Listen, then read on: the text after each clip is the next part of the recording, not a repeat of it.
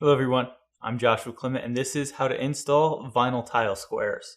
Making sure that the vinyl tile squares are installed properly is key. That way you don't install it and have a bunch of them peeling up from not adhering to your floor.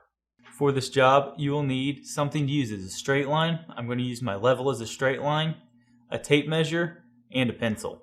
So what we need to do is find the exact center of our room. So we'll take our tape measure, put it against one wall, go to the center of the room, and put a mark.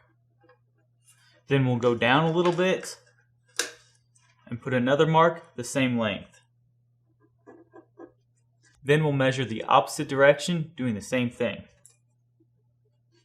Now that we have our marks down, we're going to take our straight line, put it from one line to the other, and go ahead and put a mark across there. We'll go ahead and mark our line going the opposite direction. A lot of people like to use a chalk line to do this. The reason I don't is because it puts chalk onto your floor. Then when you put the self-stick tiles down, it has that chalk under there, which is going to keep it from sticking to your floor. After that's done, we'll take our first tile with the backing peeled off, put it into place, making sure that we're running straight on both our lines.